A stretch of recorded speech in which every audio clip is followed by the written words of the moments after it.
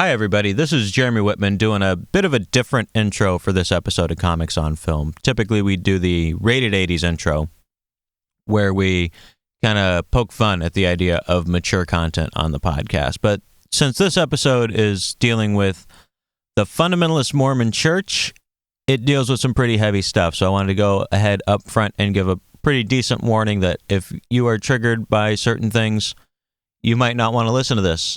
On the other hand, I think it's a good episode dealing with a serious topic and dealing with it in a serious manner, and that you should listen to it if it's the sort of thing you think you can handle. So, without further ado, this is Rated 80s presents a Rated T for Trigger episode of Comics on Film.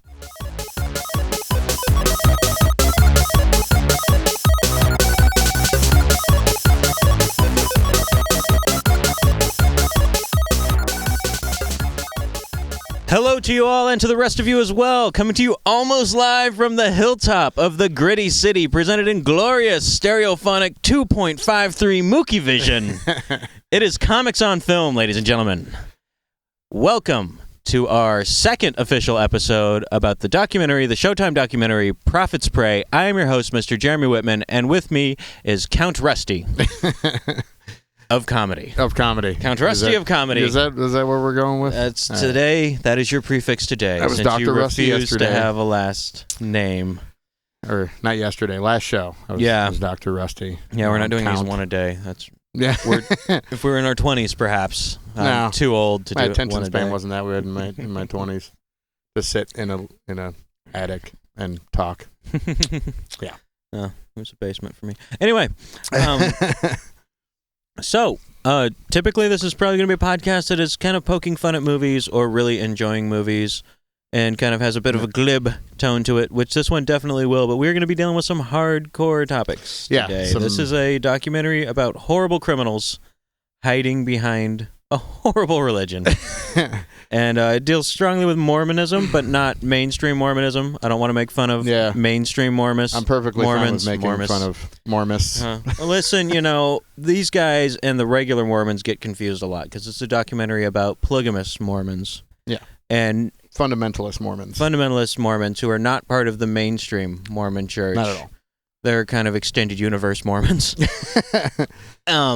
So I don't want to make fun of, because the mainstream Mormon church, the Church of Jesus Christ of Latter-day Saints, is no longer polygamous. They are basically normal people who wear magic underwear and who follow a religion that was invented by a con man. I don't want to make fun of them. Yeah. Mm. Do you think they're actually, they actually don't believe in polygamy? Like, I know the church outruled it, but do you think they just have, ladies staying at their houses, not quite wives? In the mainstream Mormon church? Yeah. No, they will kick you to the curb. Oh, they will fire you from the church. That's one of the few ways illegal, to... so, yeah. Yeah. That's one of the few ways to get easily removed. Well, depending on how much of a Don Juan you are, I suppose. I couldn't... one wife has been enough for me, for sure. I don't know how I would talk someone else into marrying. I'll stick to 0. Circles we run in, maybe. Wouldn't be that hard. But... So Mormonism, obviously a religion started by Joseph Smith. Yep. A man who claimed he found a bunch of golden plates that disappeared. Which there right there is my biggest problem with Mormonism, because if you think about, if you're to take the Bible and everything, kind of, not literally, but if you're, what discredited it from the get-go when I was 10 years old was... The Bible or Mormonism? Mormonism. Because at 10, I still believed in God. Mm-hmm. But I was like, hey, these Mormons don't make sense just because of the gold tablets. That's just not God's style. That's if you think about one of the things that doesn't make sense. Not God's style. Not God's style. No, because he wrote the important stone tablets. Exactly. Mm-hmm. This dude finds gold? Nah. No. That's just not his style. He's he's a dick. He burned, he's the whole... old school Bible, New or old school Testament. We should cover a little bit of the history of the Mormon faith. So This individual is a known con man during his youth, up in upstate New York.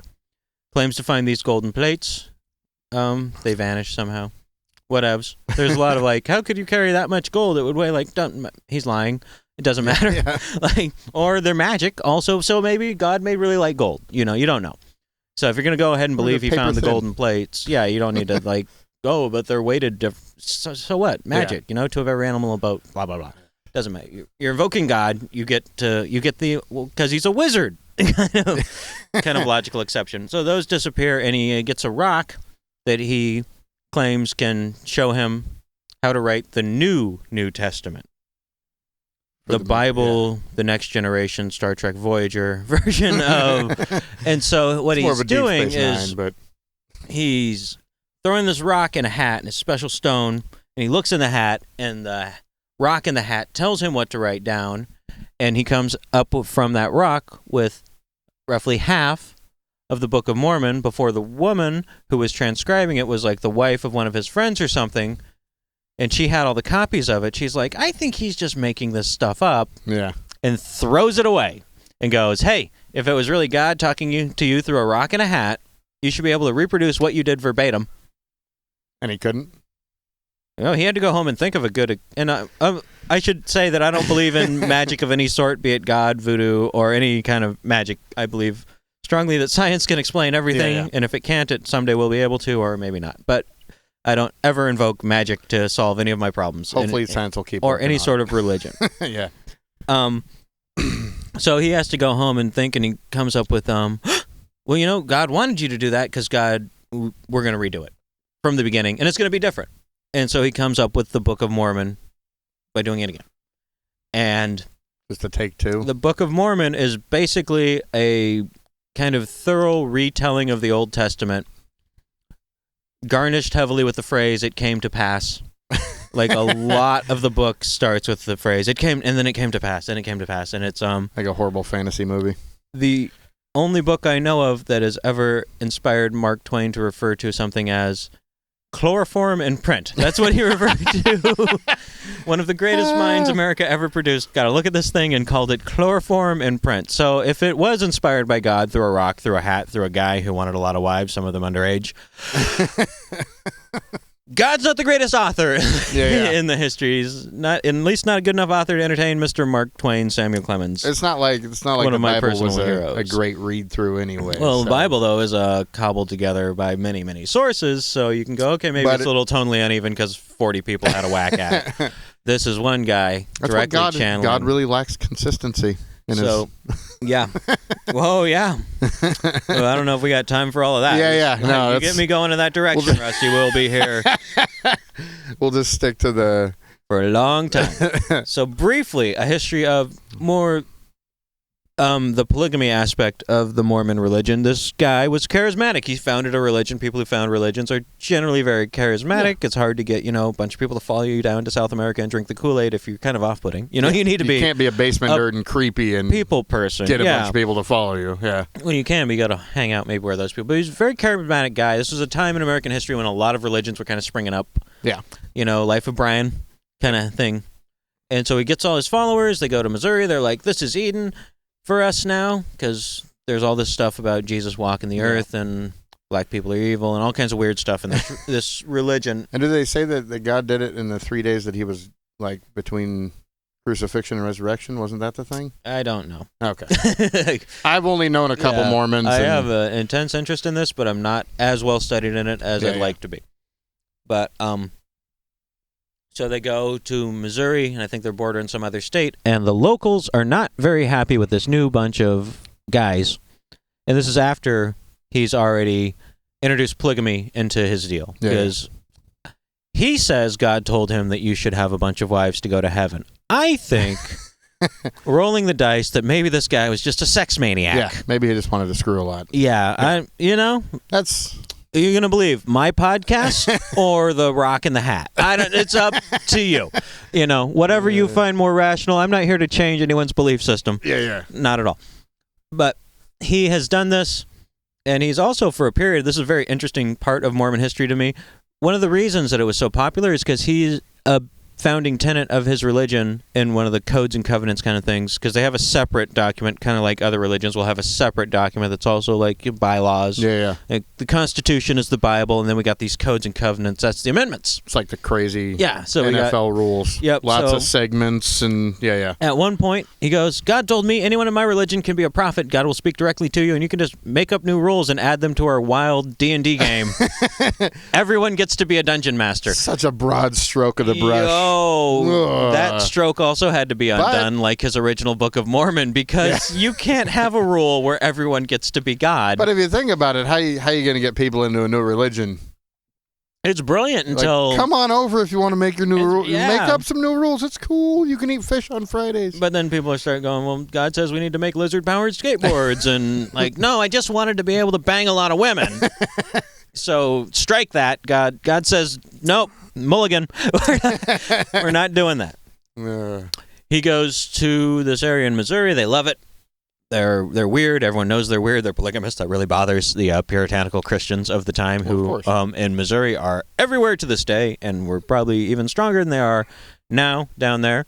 So they arrest him. There's a big good story about it on the Wikipedia or in many books, how he was in jail and the people were like, we're going to try him for treason against the U.S. government. I believe it was a treason charge. Yeah, it was treason. They're like, the law is kind of annoying. Yeah.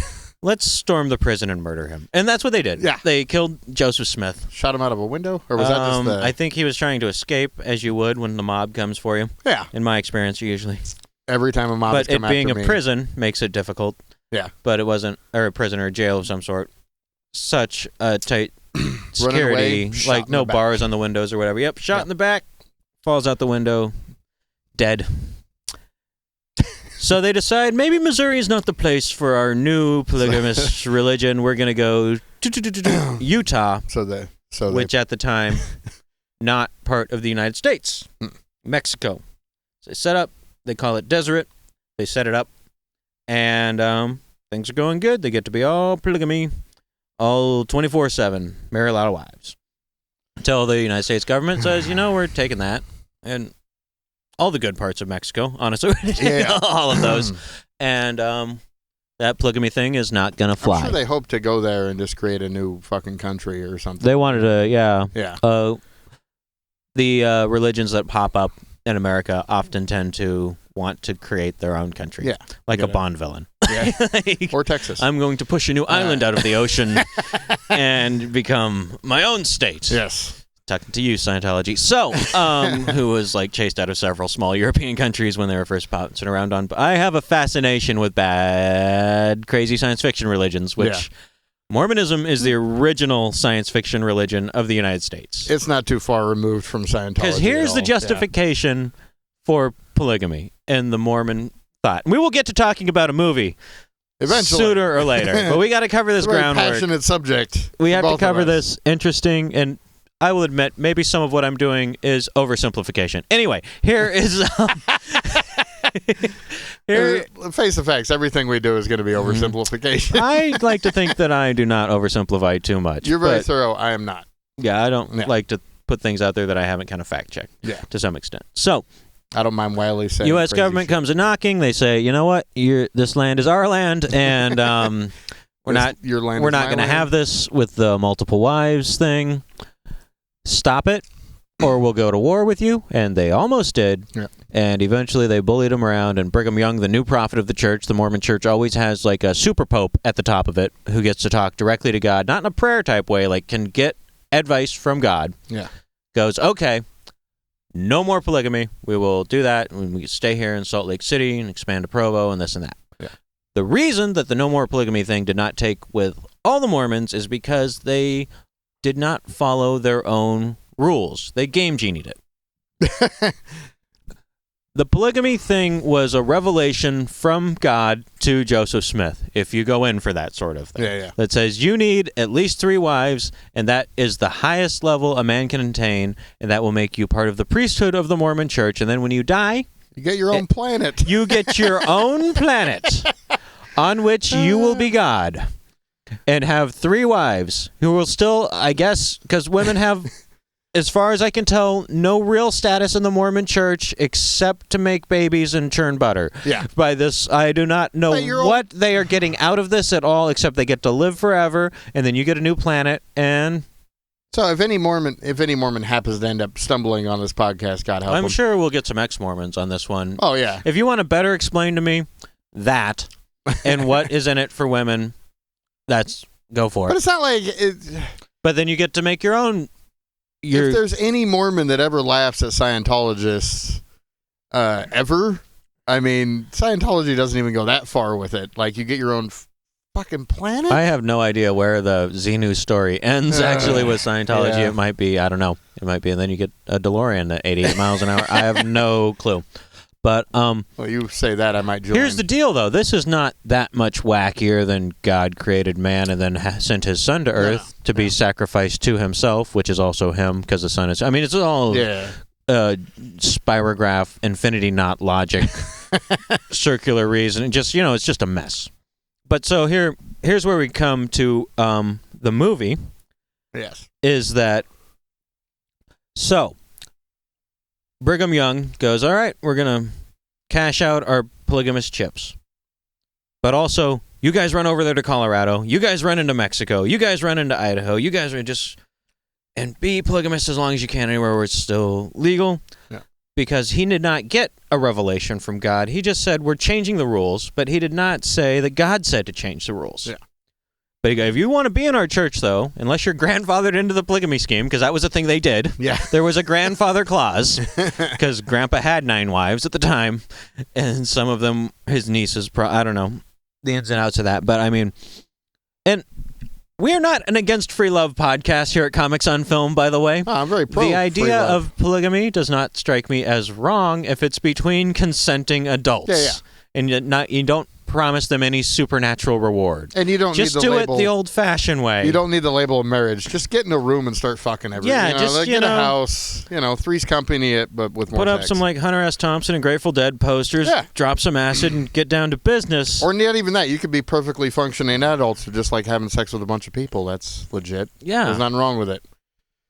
There is something wrong with. Yeah, the downside is marrying 16-year-old girls and multiple amounts of them. Like, well, or even consenting ones, technically, if those people have been brainwashed the whole time to just go with it. That's like... Polygamy is a good idea. Mormon polygamy apparently has jumped the shark. Their polygamy is as wrong as possible, and we are going to talk today about a documentary film that covers the dark side of Mormon faith when it's fundamentalist Mormon faith, which in a strange way, if you know about Mormonism, and if you were to believe in Mormonism, would strike you as the more rational approach, because God says you can only be a priest. If you actually believe this, God says you can only be part of the priesthood if you have upwards of 3 wives. You have to do that to attain, the highest level of your soul so you can be a god. Yeah. And then they don't go, God says that was only up until like 82. Yeah. They just go, you know what? At 82, it's out. Well, did God say it? No. Well, if someone's speaking from authority, they don't say that for whatever reason. It gives them a wickedly convenient loophole for the fundamentalists to come in and go, no, we still believe in it. We're still going to do it. Well, because God didn't say it. Because it says you have to. Yeah. It's a weird thing. Yeah. And this movie deals with that, and we're going to deal with that, and we'll be back after this message. Yes. Take the time to listen. Take the time to care. If I know you understand me, then my mind is yours to share. Listen with your heart. Listen with your mind. When you really listen, love is what you find. Hi, Mom. Hi. Mom, why am I so dumb? The listening moment. When love says, nothing is more important right now than you. Listening, the beginning of understanding. When you really listen, love is what you find.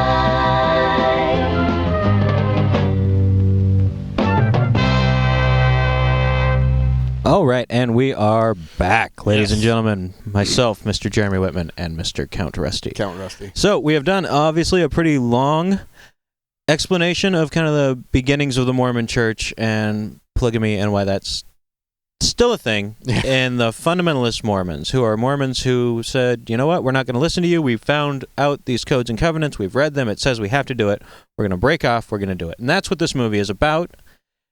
The movie is Prophet's Prey, one more time, because we have wandered far, far, far away. Anyway, Prophet's Prey, Road to Pedophilia. And it is about an individual named Warren Jeffs. And you watched it with me. Yep. How did you feel about this film? For the majority of it, it's a very... He's not even a charismatic dude, the guy that ends up running the Fundamentalist Mormon Church. He basically takes it from his dad and runs Warren it. Jeffs. Warren Jeffs. Mm-hmm. And he's not a very charismatic dude. He literally, if you, like, in your head, picture... he's a dangerous nerd. Yeah. Like, yeah. Creepy. But if you picture, like, everything that everyone warns their kids about all in one person at the playground, that's male, the fucking dude. Like, bad sense of fashion... Slow, creepy voice. Voice. It reminds me of the guy in Family Guy. Is the paper boy? Yeah. Like, he's got this very... his voice is 1,000 times creepier than that.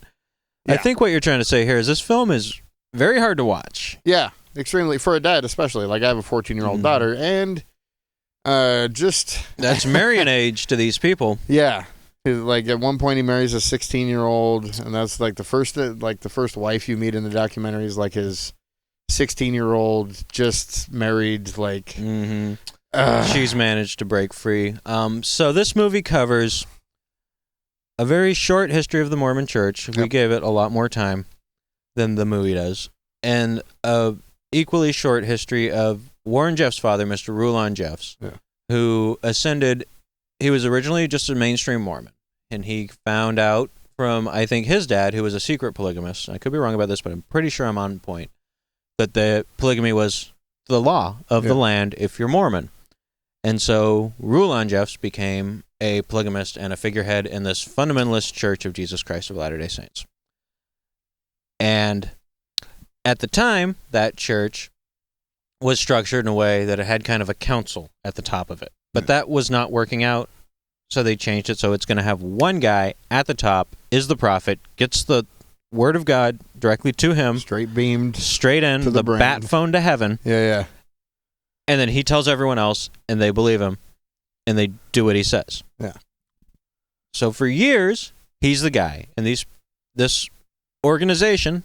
It's a social club, is what it is. Every religion, every institution of human beings on the earth is actually a social club. Yeah. Like the United States military is a social club. The government's a social club. We defer to them because they have all the guns and nuclear weapons, and we have a constitution, and we all kind of agree to it.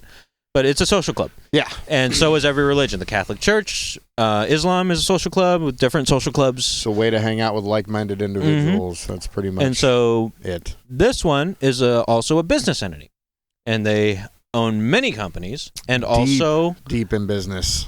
A city that straddles two states. The initial idea when they decided to settle there was that if the heat gets too hot in one state, we'll hop over to the other state. Yeah, which their main road down that village or that whatever, that cult. Riding the state line or something like that? It's exactly like their main street. One side is Utah, the other one's Colorado, right?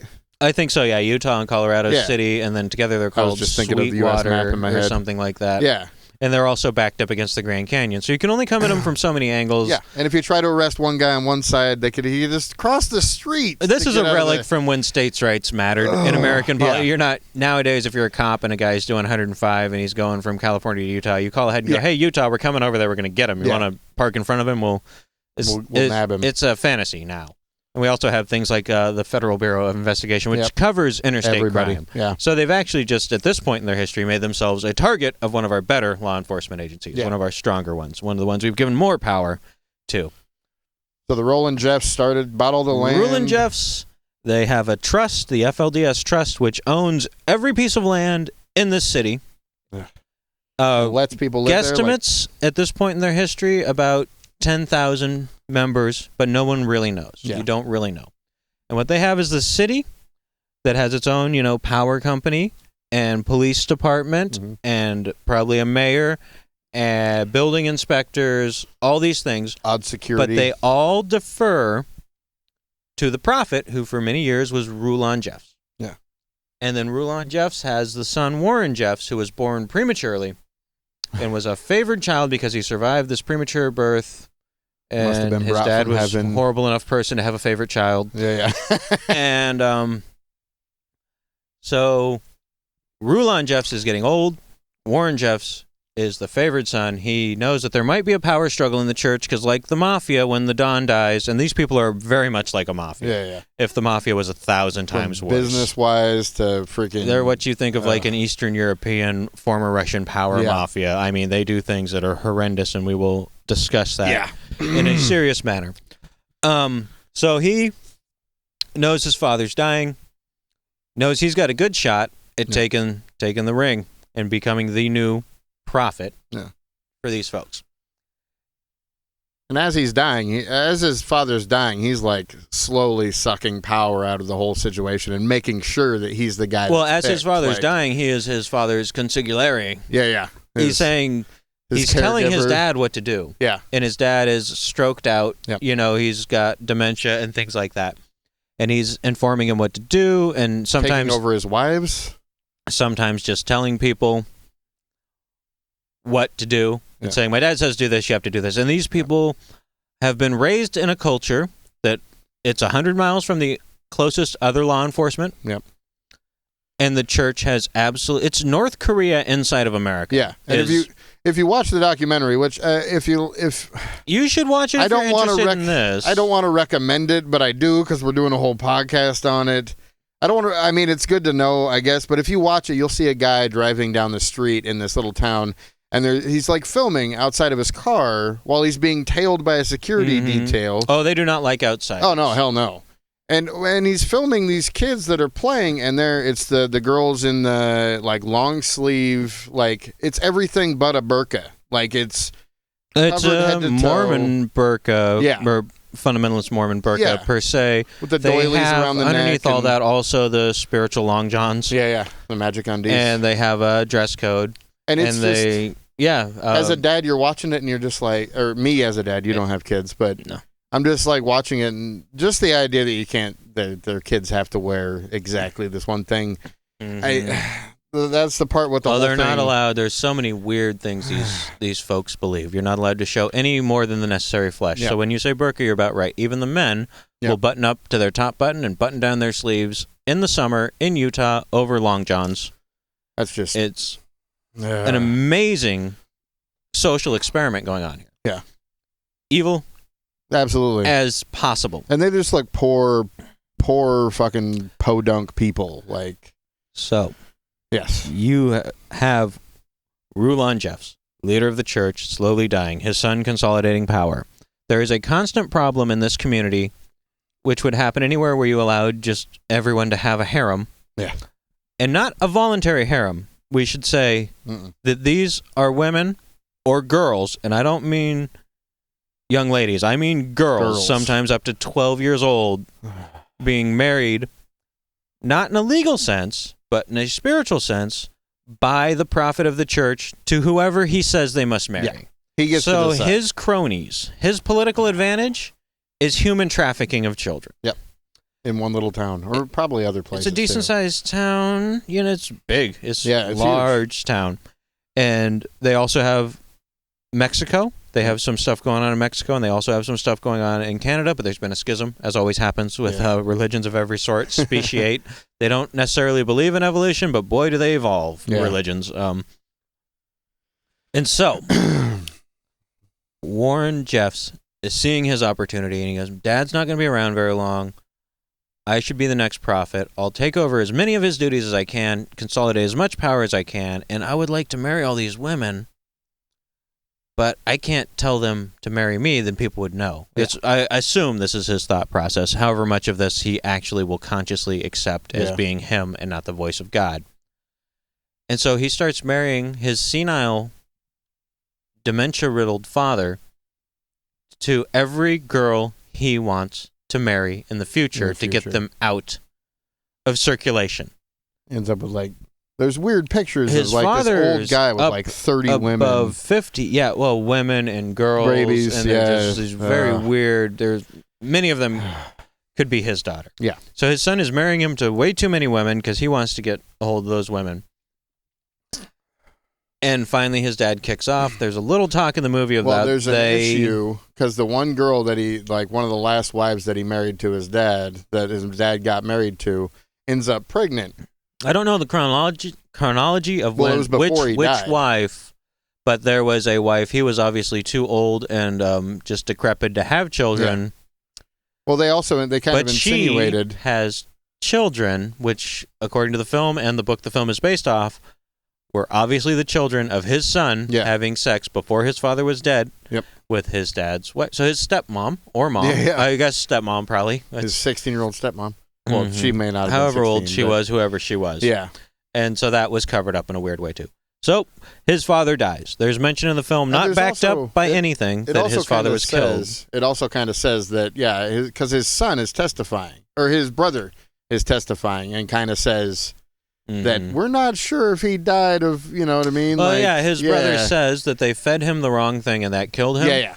Having read the book, there's nothing in there to say that. Oh, okay. And there's also nothing more than that one offhand comment in the movie. So you go, well... I didn't read the book, so... Yeah, well, it's called Comics on Film. I don't expect you to read the book. That's a good point. You know, funny story? I don't do the reading. Funny story. When I was a kid, I was raised in a very religious fashion. We won't get into all that, but I was not allowed to watch a lot of movies. Yeah. But I watched The Karate Kid. They let me watch The Karate Kid, and I loved it.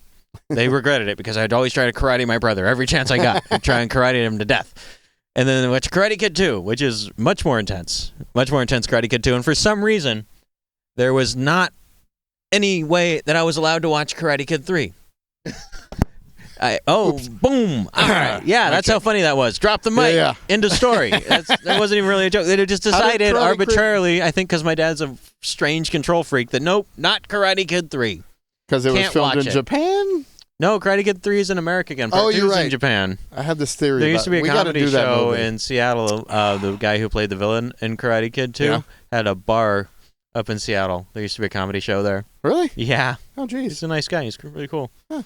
Anyways. Yes. Could not watch Karate Kid 3. The cliffhanger, you know, when they froze Han Solo in carbonite at the end of Karate Kid 2. Like, how am I going to know the end of Karate Kid? The Karate Kid trilogy, which is obviously meant to be a trilogy, or what are there, 19 Karate Kid movies now? So I had to go to Safeway and buy the novelization of Karate Kid 3. Whoa, I read the novelization of Karate Kid 3, which goes into a deep philosophical debate about the difference between hard karate and soft karate. And Daniel-san wins by employing soft karate against his hard karate opponent. You do know you're the only person that ever read that, right? Yeah. Okay, all right. I got a letter in the mail later from the guy who did the novelization. He's like, thank you. Thank you so much. I have a strong career ahead of me novelizing. I could buy a pack of ramen. I appreciate it, you little kid. Thank your fundamentalist dad as well. Oh, where were we about the Warren Jeffs? So his dad dies. Maybe he kills him with food. Who knows? Yes. I'm going to go with it. But he immediately becomes king of the mountain. Yeah. And convinces everyone that he's king of the mountain. Some people he bullies, some people he doesn't. Everyone he sees as a threat, he goes, "You're fired." And that means, this is interesting, how much control this man, so they own this city. Every piece of land in it is owned by the FLDS Trust, which is connected to the church, which he is now the head of because his dad died. He convinced everyone that he's the head of the church. Yeah. When he says you're fired, that means, sir, you are fired. Hand over your wives and children and get the hell out of my town. Yeah, you just... Enter the world of the Gentiles, which Mormons consider anyone who's not a Mormon a Gentile. Yep. So these guys would consider even the mainstream Mormon church Gentiles. Go into that world which you're terrified of and which we have not let you have any contact with since you were born, except to go work construction or do whatever you need to do for the church. You're fired. Get out. Leave your family here. Leave your family and kids. That's the... And leave, and I'm going to reassign every one of your wives to new men. Uh-huh. Which is human trafficking, goddammit. Whether or not these are consenting adults at this point, you brainwash these people from birth so much that you are human trafficking their wives and their daughters. And the other end of that, aside from the long point in the movie where they make a strong case for the idea that Warren Jeffs molested male children as well in his faculty as a principal of a crazy fundamentalist school that he ran that provides almost no real education to the students at it. It was just a molestation factory. It's really psychotic. When his nephew, what's going on in the higher ups of this institution. When his nephew took a tour of that school, I believe him. Absolutely. You watch this guy retell that. My God! And this kid, I think he has the balls in the movie completely because he as a teenager was standing up to this dude that's been touching him and messing with him. And the entire school is made of wood paneling. Nothing ever comes good from a wood paneled room. I mean, the whole place. These folks a creepy bathroom who in a are basement. born into this religion are so thoroughly emotionally and physically abused growing up that most of them, even once they've left the religion, cannot bring themselves to leave the city because they're terrified of everything. And they go, well, maybe that person is wrong, but not the religion at all. It's a corruption of the religion or, just terrified. Yeah.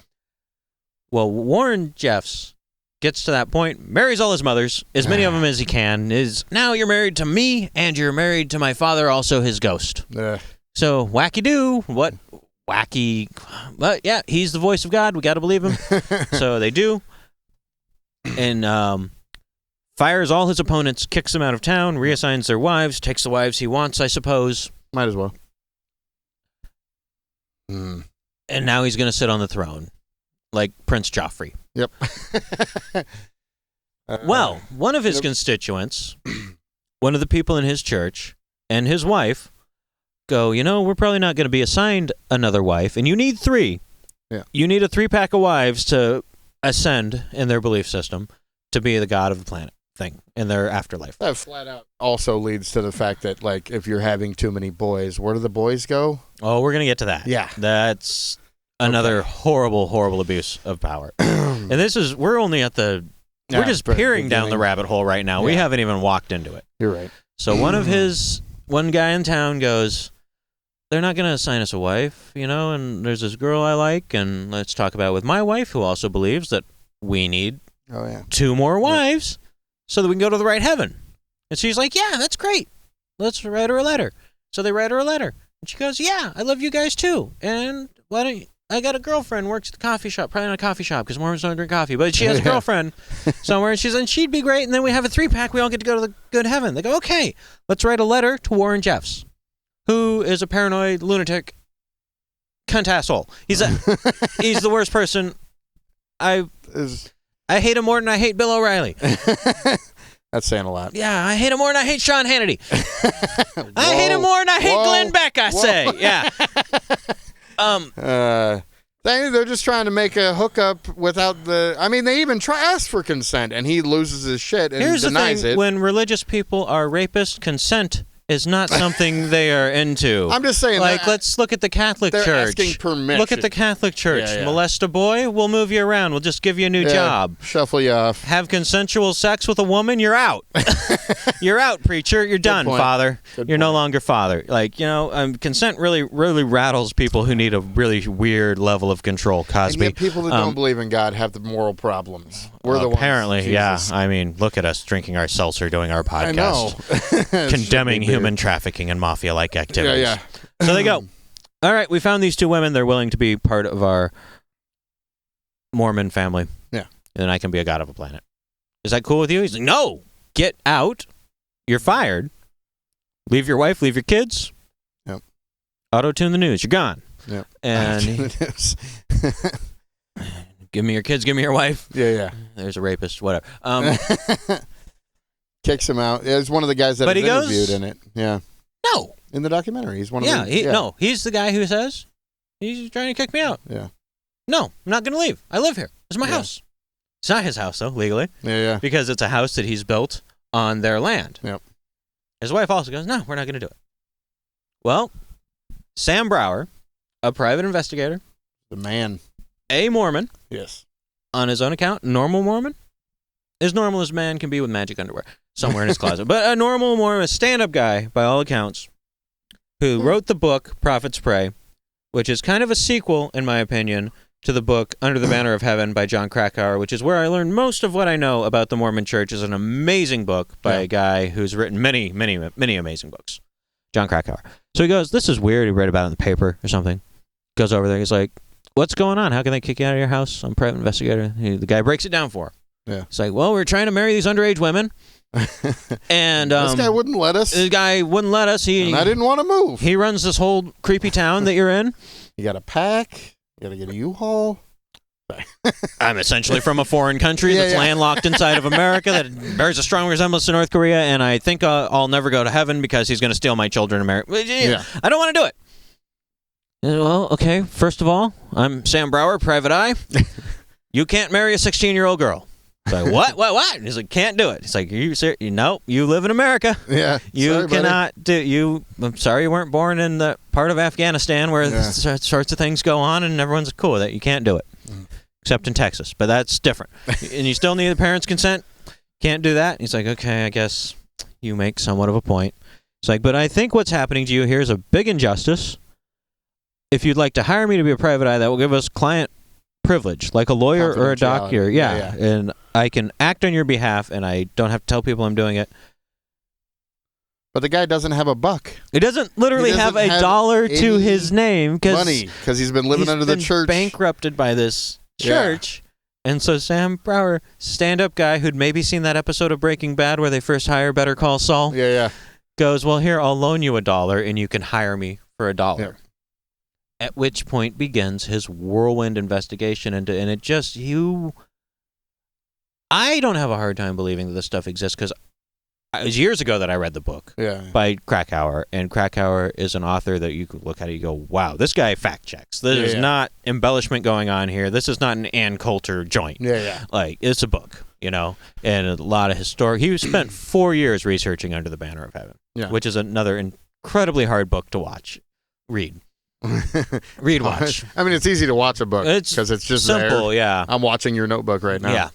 It's not entertaining, but it's very in depth, and so he goes, all right, I'm gonna start investigating this, and we'll get you a lawyer from the Poverty Law Center locally. She's gonna say, can't kick a man out of his own house just because you don't like that he wants to marry people, even though the church owns the land. That's not. So that starts the ball rolling there. And that sprawls immediately. And we're going more with the book now because while I think this is an impressive documentary work, I think for my taste, they kind of missed the mark on it because it does not have this narrative structure to tell you, because it should be, like his book, kind of a documentation of him going through and discovering all this about the Mormon church. It's more like Warren Jeffs is an evil man. We're glad he's...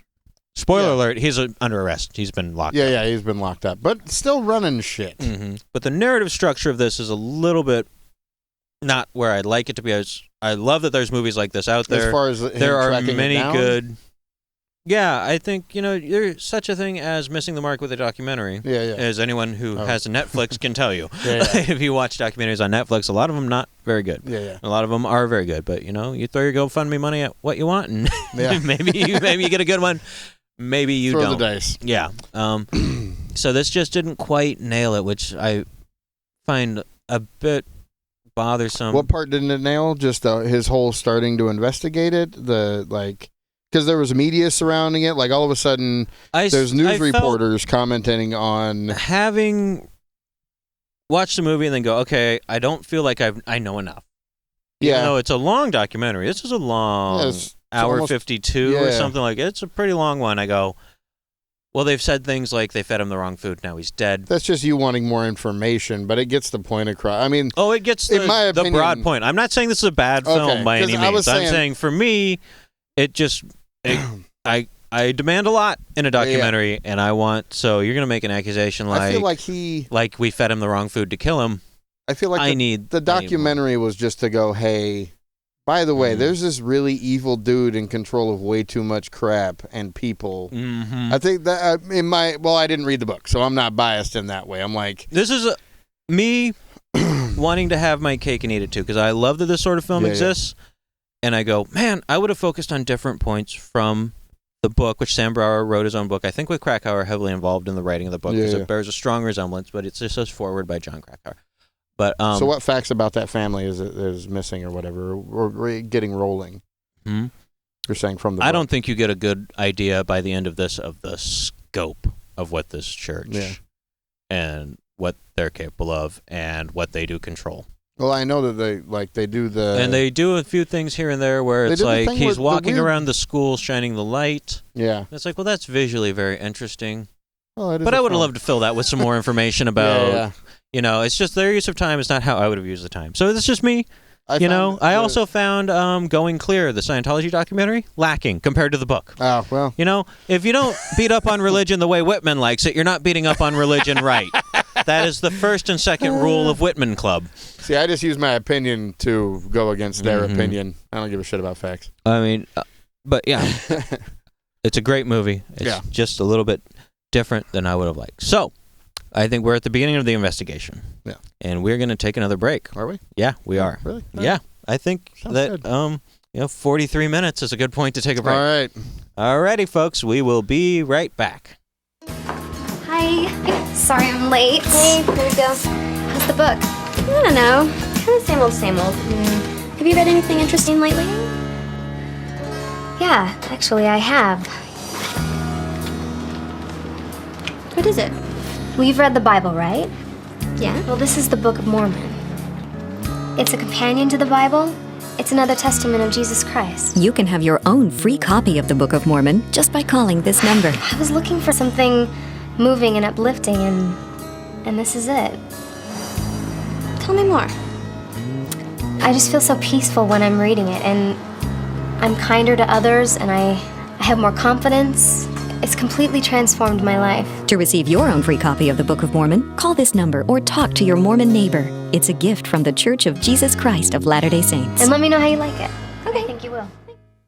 All right, welcome back to Comics on Film with Count Rusty and Yes. Jeremy Whitman as we Yes. rejoin our narrative already in progress as we talk about Showtime, documentaries, presents, Prophet's Prey. Yeah.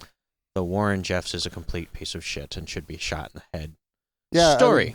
I would gladly do it for everybody. Yeah. Honestly, I would be fine. Yeah. Well, get that GoFundMe going and you'll get... Yeah, probably a shit ton of money. Hey, How much is an untraceable shotgun bought with a GoFundMe account? I'm pretty sure the shotgun I have is untraceable right now. Yeah. Anyway. Anyway, getting back to things that aren't an active conspiracy, let's talk about this investigation. So Mr. Yep. Sam Brower goes, this is horrible. It's a travesty of justice. I can afford to be hired by you for $1, and I'll start looking into this church. What he finds out is the church runs the town. Runs the town and much more. And that there's no way in that town to get anything done without outside help because the police are going to be involved in the eviction. And the police are part of their The police are whole part of the crew. church. They're in their church dress code stuff. Yep. There's just a gang of semi-thugs that roll around to chase people out of the town who happen upon it. You got stormtroopers and F-150s. Giant F-150s with tinted windows, just ominous. Get right up on your so bumper. if you pull into this chase town, you. I'm pretty sure even today, if you pull into this town, somebody's going to Oh, it's worse. you. Yeah, Actually, it's worse. after the arrest of Warren Jeffs and the church had a little schism, we'll get to that in a bit. But it's gotten worse. It's less lawful. Oh, nice. And the closest support you can get is like 100 miles away. So if these guys were told by their prophet to kill a person, they probably would. Yeah. The majority of them probably would, or at least the ones that, he's going to tell that to. Yeah. I'm sure it's happened too. His cadre of thugs. I don't want to say that he's murdered anyone, but in the book it does go into detail and say that there is a thing in this religion called blood atonement, where the only way you can get into heaven is essentially, it's written in an ambiguous way, which you would do if you're a jerk, spill your own blood. But what that's going to read as to the devout is commit suicide. Yeah. And Warren Jeffs, it should be mentioned also that there is schizophrenia in his bloodline on his mother's side, known. So he thinks God is talking to him like most schizophrenics. I'm not going to say he's a schizophrenic, but he seems to... Go ahead. Yeah. I will be the person to... All right, Count I will Rusty. I'll call a spade like a spade every goddamn time. Okay. I'm not a doctor. I've never met the guy. I probably never will. If you ever meet him, he will fall dead to the floor immediately. Last podcast, I was Dr. Rusty. Oh, that's I true. will say, dude's schizophrenic. Yeah. And unlike Cosby, you still have your honorary doctorate bestowed by... That's right. Cosby's doctorate was revoked, ladies and gentlemen. Do not take a pill from that man. He is no longer allowed to prescribe... Oh. Just don't take a pill from anybody. If you don't know them really, really, really well. Well, yeah. Unless you heard it was good ecstasy, then, fuck it. Only take that advice from like a gay guy who hooks up bands with drugs. True. Like, don't True. just take word on the street. Some of the best hookups for mushrooms or ecstasy. Okay. Yeah. Anyway. Pillidentifier.com. Anyways, ladies and gentlemen, we do not endorse. I do actually. Ecstasy once or twice in your life is probably a good move. The guy that doesn't endorse the child sex offender, the guy that fucks and kills people, because he does. I do not endorse kills him. kids. Yeah. you'll endorse drugs, but not killing. Okay. I'm not going to call for the citizens of the United States to murder Warren Jeffs. I'm not going to do that. No, we would never. He's in do custody that. anyway. That will be taken care of by someone who can't vote eventually, I'm sure. If somebody can find him in a prison. Back to our story. Sorry, I'm angry at this movie. That's actually, now we have to speak about blood atonement. Yes. So it implies heavily that if the prophet does kick you out and tells you have to, you're probably supposed to kill yourself. Yeah. And Warren Jeffs kept an amazing diary of his insanity and his crimes, which was discovered. Yeah, diaries. Lots of really crazy people really like to document things. Everyone from Hunter S. Thompson to the Jim Jones guy to the podcasters you're listening to right now. But yeah. We have no mental issues. Disregard. The author of this book, and I believe the state attorneys general, or someone who has the power to press charges against a person, strongly believed that he had a young lady who was rebelling against the church so much that he had decided that she would be blood atoned against her will, meaning tied to something and murdered. Yeah. And she went to Canada, and true to form, the Canadian polygamists that are part of this church are friendlier. They would not let her be released back into the custody of the gun-crazy, I love Bruce Willis, diehard Mormon fundamentalists of America who wanted to kill her. Her dad was Canadians dispatched. Being nice again. Yep. Not all stereotypes are lies. Yep. Canadians generally friendlier, black men larger penises. Anyway. All right. Her dad was dispatched to collect her, and the Canadian guy, nope, you're not going to do it. He eventually fled the church himself and started his own church that doesn't do polygamy. Yeah. So, did he marry her? No, he was harboring her fugitiveness. He was not.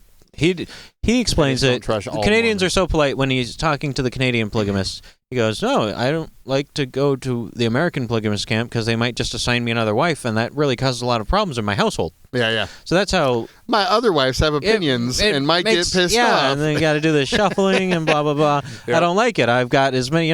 13 should be as many wives as one man needs. There's a limit to how much. Yeah. No, you go to the bathroom together. I don't know what they're saying. It's I'm sure they're talking about me. Yeah. I'm sure. You believe I still have to take out the trash? Anyways. So yeah, he is definitely a man capable of murder. Yeah. Didn't get to do it that time for whatever reason, decided not to. Yeah. Brower gets hired for this dollar. He starts investigating, finds out all this crazy stuff, but he's getting to the point where he's like, I don't know how long I can do this, because this investigation ultimately took him 7 years before he wrote the book. And the book came out, I believe, a couple of years ago. So he's 7 years investigating. But luckily, and this is a really weird silver lining to anything, there were other people disenfranchised by the church who were hooked up with legal aid in whatever fashion, and that legal aid hired him. Yeah. Because he became basically the expert and a solid private investigator. This man is a private investigator, a bail bondsman, and a bounty hunter.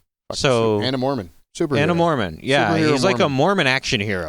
Let me put on my magic underwear of justice. Longmire's coming to town, baby. Last Mormon action hero. Yeah. Just toss it all together. Yeah, when you pulled into the real world from the polygamist world, cars don't explode like they do, Arnold. So he gets a call from another lawyer person. She goes, I'm representing these young men we're calling the Lost Boys. And what this church does, it just can't be satisfied with just making slaves of the women and girls. It also has to keep a ratio so that everything works out by getting rid of about, 50% of births are going to be male, generally, unless something's going on with the water, radiation, or suicide alien machine. Just grab them. They're like, they use them until they become a threat in some fashion. Like maybe a girl will have a crush on him or something. Yeah. And they go, well, he's not hooked up to the few 5 or 20 people here at the top of the church who we need. We got to get rid of him, load him into a vehicle, drive him X number of miles out of town, drop him off on the side of the road, tell him don't come back. If you call us, we'll hang up. If you write us, we won't read the letter, we'll burn it. Go away. Good luck in a world completely alien to you that we've been taught you from birth is the worst place ever. Suck it. And I strongly think that I told you when we were watching it, the guy that I knew, he was like a middle child of like 28 or some shit like that. I think his family was part of this. Because then all of a sudden he doesn't. I might have known this cat too. There's been a few comics that have been. He wasn't a comic. He was a dude there I was met one a while ago that was Well, this guy had a wasn't, few I know. moms in a polygamous scenario. I met him at the strip club. Yeah. Okay. Because if you're gonna, Well, leave he's a Mormon- assimilated. Yeah. He made it. Well, he's in the army and everything. But the Mhm. weird thing is, he still ended up. It was still legit. Like he couldn't talk to his family, but he still sent money to him. Oh. Which is this weird. I think he might have been one of these dudes. Well, honestly, it's so. There's other fundamentalist Mormon sects also besides these guys, and they all get their own wackadoo prophets. It's still. I mean, he had like 7 moms or something. We believe this is the biggest one. I think this is the biggest one. It probably is. It's got the most press, I guess. Well, it's gotten the most legal attention for sure. Yeah, so they just kick these kids out of town. Kick these kids out with basically no education, some construction skills, no money, and tell them never come back. Yeah. And they go, hey, we think this is probably in some way illegal and wrong. Yeah. We're going to hire you, and you're going to do a lot of legwork. And he starts doing a lot of paper dropping and sending subpoenas for all these different civil cases they're going to file. He's going to file one for his buddy who has gotten kicked out of his house. You know, you can't evict him. We're going to find a way that he either keeps the house or he gets to live in it for the rest of his life or whatever. We're going to take our legal action there. And he starts finding out he's an investigator. He has access to databases you can't have access to unless you're law enforcement or an investigator. Yeah. And he's digging around, and he's tenacious. He is finding out they own this company, they own that company. They killed all these astronauts that one time. Yeah, that's the weird thing in the movie. There was a guy in that town that's a Mormon, and he was... So on the Challenger space station, there's these O-rings, which is exactly what brought Challenger was a ship. Yeah. It was a shuttle. You said space station. Space. All right. A spaceship. Mm-hmm. It was a spaceship that spectacularly exploded. Yeah. In, and I remember watching 80s, it. Right? Yeah, it was 84, 85. Yeah. I remember watching it live when I was just like a tyke.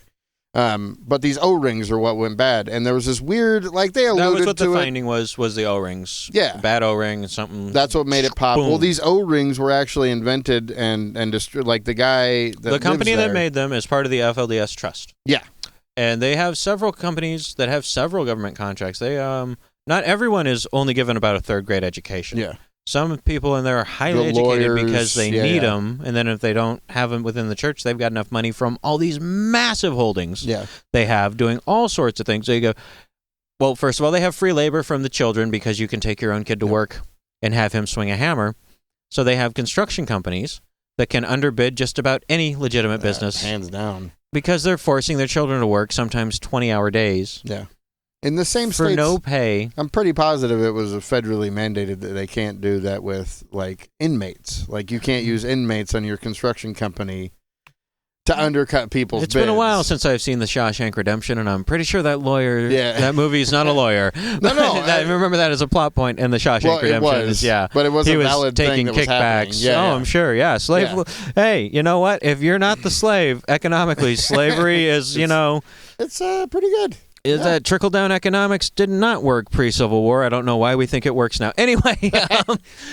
Yeah, we're talking to you, Reagan. Yeah. Reagan's corpse. Reagan's people. I don't fucking So they have this ability to underbid and make massive amounts of money that just gets funneled right back into this church. With kids they're about to throw away anyway. And he's digging all this up. He's finding all this stuff out. Yep. A few years prior to him starting the investigation, Krakauer, the author of Under the Banner of Heaven, and Where Men Seek Glory, and many, many good books. You should get all the audiobooks you can from the internet. And he's great. He's a great author. Comics on literature. He's awesome. He's so good. Had driven through this town just by accident one day and chased out by the demon Wheels of Terror F-150s on his bumper, chased him all the way out of town. He's like, what was he? Because it's a weird town, too. We might not have mentioned how they all have strange hairdos from 100 years ago. Yeah. They're all wearing floor-length dresses. They're all in horrible, horrible poverty. Yeah. Except for the people at the top of this church. The rest of them are in trailers. And this dude outlawed everything at one point. Eventually he does. Yeah. So what gets the ball rolling on Krakauer is that they just chased him out of their Twilight Zone town. Yeah. It's called the Twilight Zone town in the book. So that's not an original thing to me. Although it's an analogy I would have come up with, goddammit, I'm good at that. But they chased him out, and he's like, what the hell was that? And he flags down the first cop he sees. They're like, oh yeah, that's the crazy people that have that town. Anyway, be on your way, sir. Yeah. And he's like, not having that. This is America. I got freedom of speech. He writes this great book. Yeah. And then this guy gets into it. Is the book great? Mm-hmm. It is so good. Okay. I mentioned just John Krakauer. He climbed Mount Everest. He drilled a hole in it at the top and fucked it into submission and wrote an amazing book about that. So I'm probably not going to read it, but maybe you should if you're listening. And he goes into great detail there about he found out another way when they're not, using slave labor of their own children to make money. They just have every woman in town who is pumping out babies quiverful style. Quiverfuls are crazy evangelical Christians in the poor states. I was thinking like quiverful, Nebraska. like arrows. I mean, like quiver of arrows. That's what they took it from. But they read the Bible. It says, be fruitful and multiply, and that does not mean be a gay mathematician. What they think that means is that you have to have as many babies as possible, basically till your wife's hips just will stop doing it. I got family members with like 14 kids.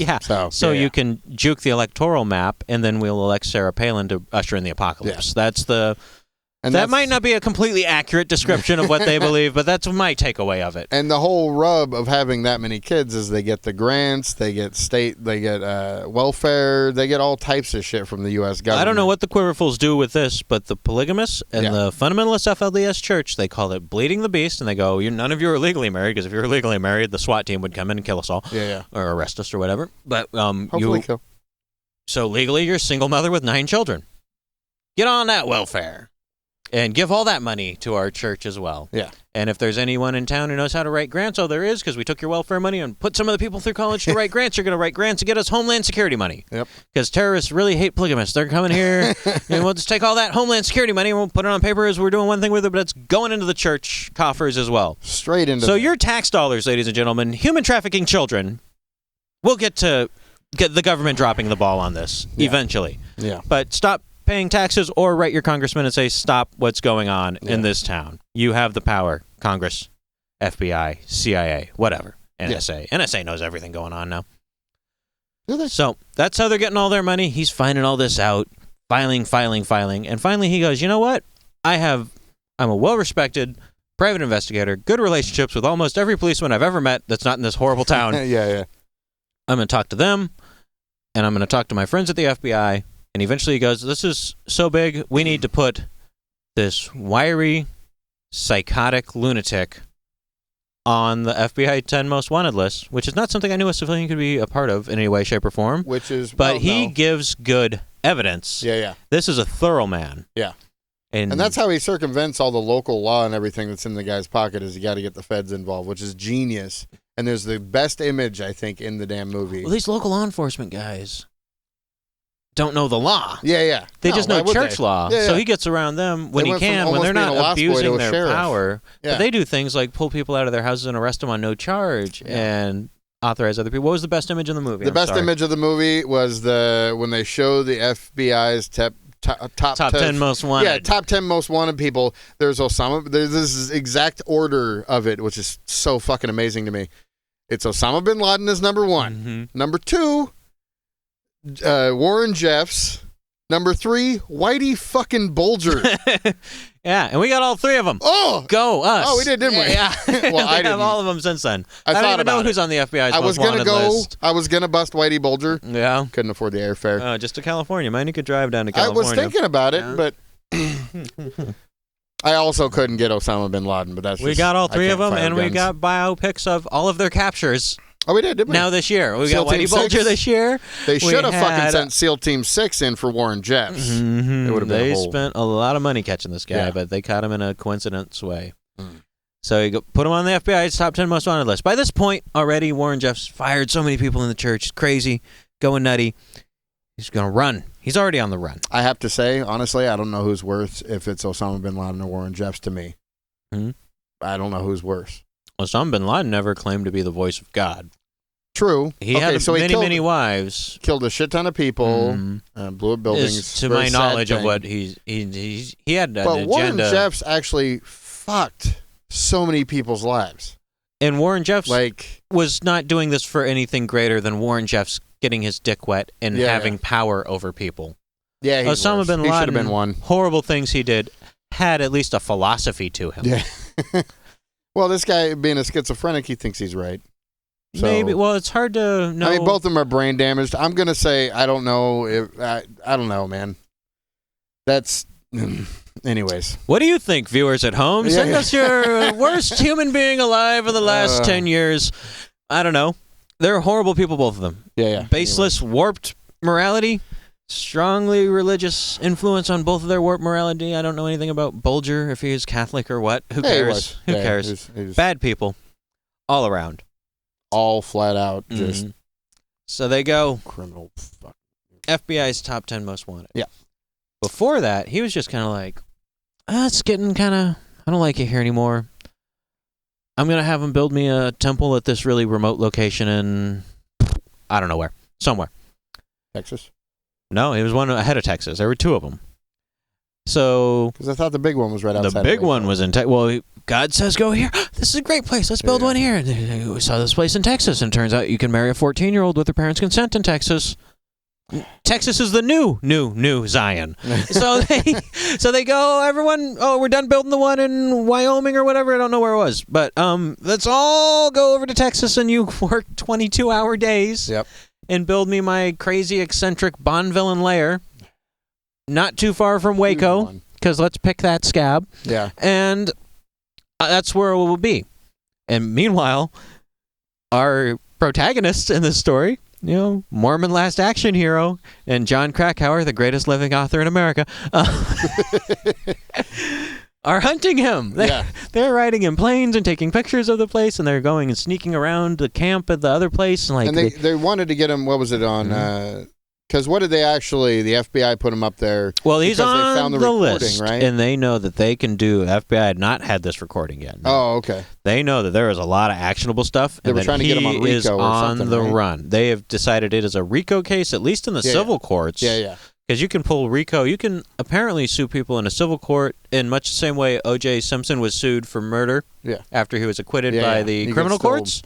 All these cases that Brower is representing are in civil court for criminal actions.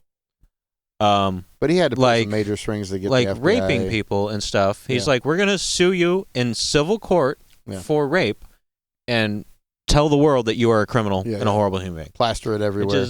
I wish I knew more about the law, but I'm not going to take the time to learn it or get a law degree or something, but you can do that, and God bless him for doing so. Yep. And so he's doing that, he's suing them this, that, abandoning the kids, and all this stuff, and they go, we're going to sue him, a racketeering thing. This is a criminal enterprise, nationwide, and it's actually more than nationwide because it extends into Canada, and they human traffic minors for the reasons of sex and marriage over state borders and international borders. Country border. Yeah, Mexico's huge. There's a huge... they estimate this place's holdings to be $100 million. Yeah. Which makes it maybe the biggest criminal enterprise homegrown ever in the United States. I'm not sure exactly. It's up there. $100 million is a lot of money. And they don't have to get rid of it because, to all eyes, what they're doing is legal. It's not like the mafia where it's gambling and stuff like that. I mean, they're just building... They're still recognized as a religion, so they can go tax exempt with tons of shit, right? Yeah, once it gets to the church, you're sure... it's at that point, you're no longer paying... The construction is going to pay tax. Yeah. But who cares because you're using slave labor and taking all their wages, So who cares? I mean, you're rich. But meanwhile, this whole town is living in abject poverty except for the upper echelon, the upper crust of this church. Church in air quotes. I consider it a cult. Technically, the distinction... It's a fucking cult. Technically, the distinction between a cult and a religion is the size. But I, as a layman, think of the distinction between a cult and a religion is if I think you're batshit crazy, you're in a cult. Yeah. And these people are, even the ones, you feel bad for them, the ones that have just been indoctrinated into this their whole life, but then at some point you gotta go, you're an adult. I don't know. You meet many, I mean, there's so many. Yeah. It's a blurry line. Yeah. Where's the line between religion and insanity? Somewhere in Utah extending into Texas. Yeah.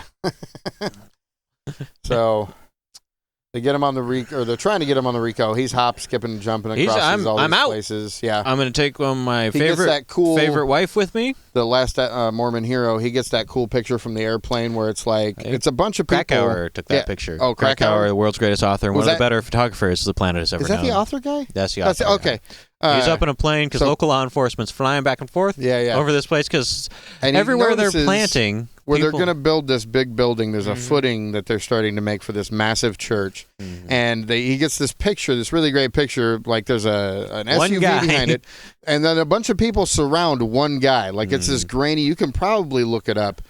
and it's this grainy footage, and there's one dude who's taller than fucking everybody, because this guy's like 6'6" or He's very some tall, shit. He's lanky. huge, lanky. Rape fucking, prevention glasses. Wearing, like really bad glasses. Very. So they catch him there, and they think they can get him. Mm-hmm. And that's how they end up invading that spot and finding all that shit, right? Because now they have probably... See, if this was a better film... The problem with the narrative in the film also is that he did build two places. Oh, okay. Kind of simultaneously, so it makes it hard to communicate. So he builds the one place, and that's, I believe, the place they flew over, and that was some sort of... We don't know what, but probably a consecration of that temple with his...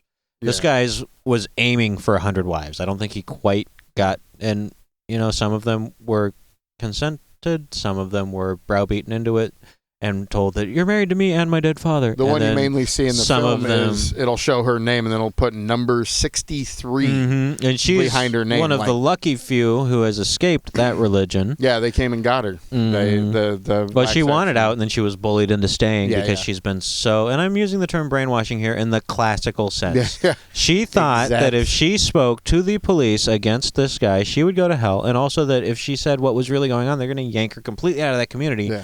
Into a living hell, which is the rest of the earth outside of their small town straddling the two borders. Which you can see she kind of has a bit of shell shock still. Oh, when she's talking. She's never going to be... I mean, I've never met a normal person in my life, thank goodness. I think they would bore me.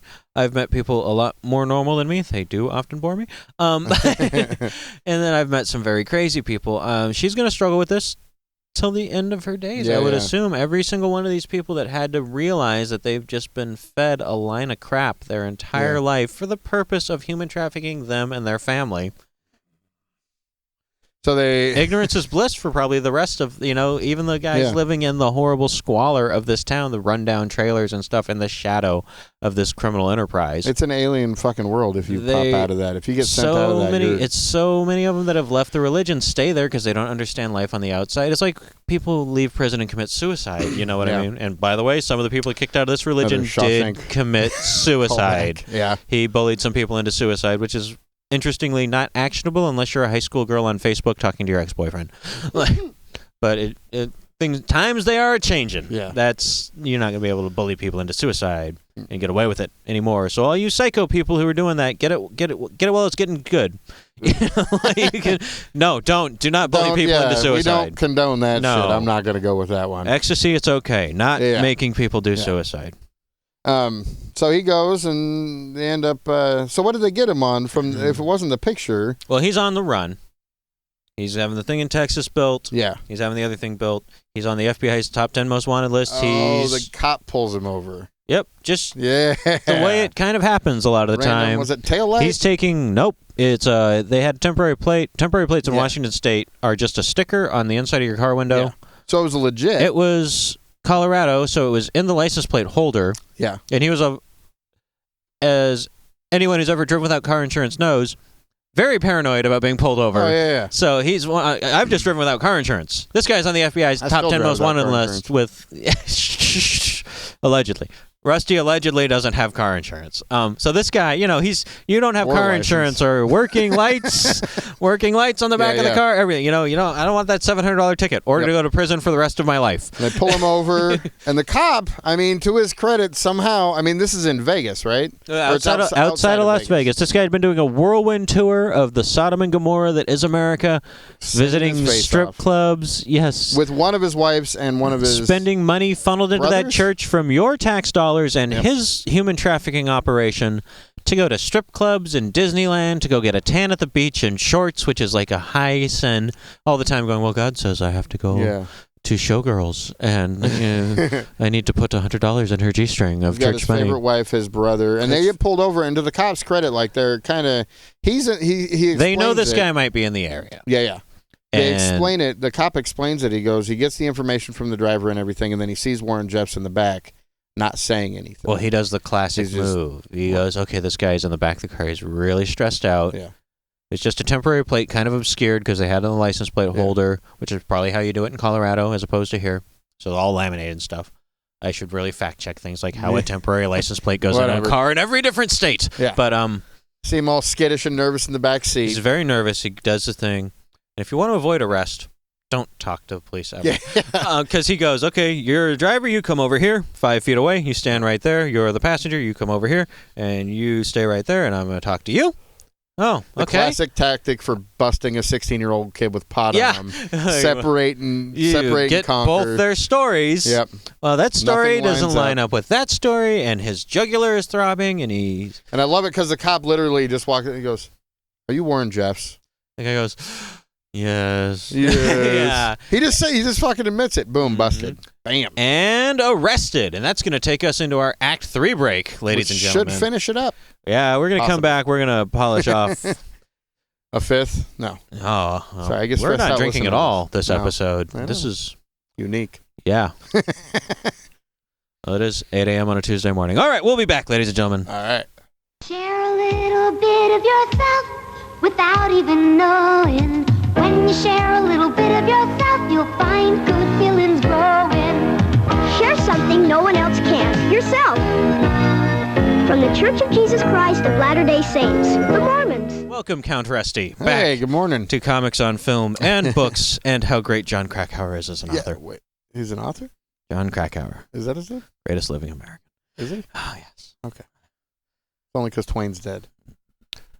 Welcome back, ladies and gentlemen, Yeah. to Comics on Film. Welcome back. We are at the point in the narrative where Warren Jeffs is in prison. Shyamalan twist, though, before he was arrested. Yes. His neighbors in Texas, due to the actions of both our protagonists, John Krakauer and also Sam Bauer, and CPS. also a new protagonist, local newspaper man down in Texas, yeah, who's that like, dude. who are these weirdos that dress funny moving in next door to us? Started investigating digging them in. and Digging trying to into who figure it these out. guys are, and he goes, hey, town of mine, there's a wacky religious cult that's bought a huge portion of land here and is secretly building some weird temple. Which is to me, he's a great dude in the documentary because you see him and he wants to sniff out bullshit. And his wife's as rad as him. Oh, yeah. He's just great. It's easy in stand-up comedy when you work the road to have kind of a bias against good old boys. Yeah. Which I love good old boys when they're good old boys, but not when they're the loudest, angriest hillbilly in Mud Lake, Idaho, screaming about like the idea that black people are real people, or you know what I mean. Like you get to kind of see sometimes you'll get a stretch of the road that is just like, oh my goodness, it seems from this vantage point that this country is just filled wall to wall with bigots as soon as you get 100 miles from an ocean.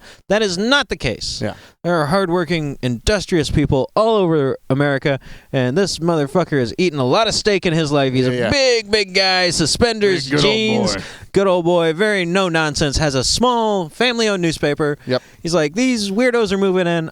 I'm not just going to sit on my hands. I'm going to find out what's going on here. Yeah. And he gets to the bottom of it. And he informs the town. There's a lot of wackos moving in, which makes it easier when local law enforcement gets a call from some woman. No, not local law enforcement. There's a call from someone who turns out to be a damaged person who was not actually at this location. Yeah. She calls and goes, I'm being held against my will, gives a very accurate account of what would be going on there, and they talk about it, all the parties involved. Okay, we think that there's a child being held against her will, sexually exploited in this thing. We think there's about 150 people in there. We're going to get a warrant. We're going to go in there. We're going to get this child out, see what's going on. Yep. Because you're looking for a human being. Going in for one, maybe 150 and find... Just in terms of children on the ranch, Only. over 400. They'd been lying to the community. After the community found out who they were, they go, oh, yeah, there's about 150 of us here, maybe. Yeah. Hundreds of children. Undocumented. Many of these children do not have birth certificates because these people do not like the United States government to do anything more than leave them alone and give them free money. Yeah. So undocumented children, who's married to who, we don't know. Are you 13 and married and have a child? Meaning you've obviously had sex. Yeah. Hard to get to the bottom of because they're a very insular community. They do not trust the Gentiles. The children will not talk to who. And they were very tactful. Well, usually on a warrant like this, you are going to take the battering ram to the door and storm it. Yeah, but it's like, this is in the shadow of the Waco tragedy. Yeah, and it's really close, like location-wise, really close to Waco. Religious nut jobs in Texas, children in play. Yep. We think there's child abuse going on. Let's try and do this with no loss of human life, which the good Texas lawmen figured out how to do. Yep. And it goes into great detail in this in the book. They go and they talk to him. They go, we got a warrant, and they're and let you into our ranch because you might find out we're having sex with children. Well, we're coming in, and we're going to slow play you so you don't go for the guns, which they had guns. They had tons of religious nuts often have guns. Yep. Jonestown, Waco, always have guns. And they had the guns, but they did it in a tactful enough way, and they go, you can't go in there. Well, we're going in there. We're going to pull these kids out. Who are you? Who's your parents? And can't find this girl because she's fictitious. Because someone made her up. Someone who was from a similar polygamous sect got wind of what was going on down there and just started making crank calls to the authorities, saying I'm being abused down here. And well, but it was enough to get the ball rolling. So that turned out we were fed bad information. We vetted it as best we could, and even though that information was bad, there is a lot of horrible, horrible stuff going on here. And the decision is made during this raid on the Texas property. We can't pin on any of these kids down. We don't know who they are. We don't know who's married to who, what's going on. Child Protective Services, boots on the ground, goes, pull them all. Pull them all. We're going to do DNA testing of all these kids and find out who their parents are, interview them, find out if they've been abused, blah, blah, blah. So that's that portion of the story. We're going to leave that there. And just like Pulp Fiction, we're going to jump around in time again to Mr. Warren Jeffs. He's been captured. In custody. And we're going to try him for being an accessory to rape or something along those lines because we know, and we have people willing to testify, which is very hard to cultivate a witness in this case or any source of information. And oftentimes they'd come up against, we have a young woman who would like to testify. She is snatched back out of our hands in some fashion, taken back, and we can't find her, or they've re-brainwashed her and threatened her enough, or her children enough, or moved her children out of her custody and somewhere else, and she will no longer testify. Good old tactics. Mafioso tactics, right? Absolutely. Well, they've got the person who's going to do it. I am remiss in that I do not know her name. But on trial, he married me to this man. This man then had sex with me against my will while I was underage. Accessory to rape, carries up to a life sentence in Utah. Boom, you're there. He got life plus 20. Life plus 20 on this. Which is, I often think that, if I drive into the middle of this country, they will not understand my viewpoints. We might be a little bit out of sync. I'm completely in sync with this one. This man should be in jail for life plus 20. Bring him back to life after he turns 105 and can't move, and hold him there for 20 more years. Put his brain into a computer and ask it to divide by 0. Like, really, he deserves, as much as anyone, life plus 20. Well, appeals, lots of money. Appeals. Gets to a certain level, the judge says, for whatever reason, they say in the movie the judge rolls over. They do not back that up in any way, shape, or form. They say the judge just rolled over for this. But they go, well, you didn't inform the jury of this thing that you should have informed the jury of, therefore you're going to have to try him again. So they declared a mistrial. They go, you know what? Let's not try this guy again in soft Utah justice where you get 20 plus. Change of venue. 20 plus life. We're going to extradite him to America's cuddliest justice system, the state of Texas. And I don't even remember what they convicted him of in Texas. Oh! It was the recording. They had, in this raid on the Texas ranch, found in his vault of horrible secrets. Horrible shit. They either found that there, I think what actually happened is they found a transcription of it on his person because he liked to relive this horrible event. And then the actual audio recording, he took a 12-year-old bride. And had sex with her. And in the documentary, so this was the part of the movie I said we could skip this because you're a parent. I have a 14-year-old daughter, and he warned me. He paused it. He's like, hey, there's some horrible shit coming. You may not want to listen to this. And I was hoping he would say so I could skip it. I didn't want to hear it again. But at the same time, I'm so angry at this dude. Anyways, I'm like, just fucking play the movie. And I listened to it, and if you're watching this movie, if you listen to this and then you decide to watch this movie, I have just skip over it. It is the creepiest voice in the world with this. You hear this. Just skip the fuck over whatever the movie scene that you will never watch. The movie I will never watch Train Spotting again, or I will never watch whatever.